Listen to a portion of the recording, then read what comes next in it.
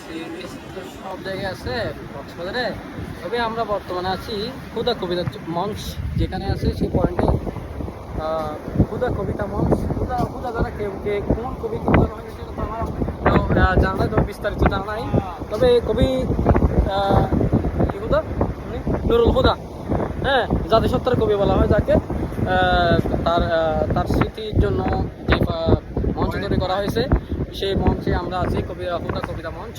তবে মঞ্জুর ভাই, আমার একটা বিষয় হচ্ছে কক্সবাজার সম্পর্কে আপনি যতই বলবেন এটা বলতেই থাকতে পারবেন, যেহেতু আমরা কক্সবাজারের সন্তান। হ্যাঁ, কক্সবাজার এই ক্ষেত্রে আপনি যদি বলতে চান কক্সবাজারের ফিউচার বা কক্সবাজারের পর্যটক নিয়ে যে আশাবাদ কক্সবাজারের লোকজন বা কক্সবাজারবাসী হিসেবে আপনার প্রত্যাশা কি? কক্সবাজারবাসী হিসেবে এটা যে কক্সবাজার আমাদের একটা পৃথিবীর দীর্ঘতম সমুদ্র সৈকত থাকার পরও এটার সুষ্ঠু পরিচালনা এবং ব্যবস্থাপনার অভাবে এটা যথাযথভাবে পর্যটক আকর্ষণ করতে পারতেছে না। পর্যটকের নিরাপত্তা বিষয় আছে, তারপরে পরিবেশের বিষয় আছে।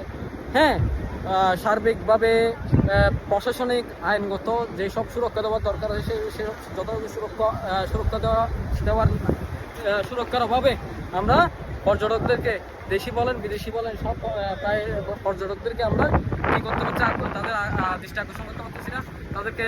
ঠিক আছে, আমি মঞ্জুর ভাইকে মধ্যে থামাই দিচ্ছি। আমরা আপনি চাইলে বলতেই থাকতে পারবেন। এটা হচ্ছে আমাদের কক্সবাজারি সন্তান হিসেবে আমরা এটা আশা করি। আমরা আপনার সাথে পরবর্তী সময় আবার যোগাযোগ করার জন্য চেষ্টা করব।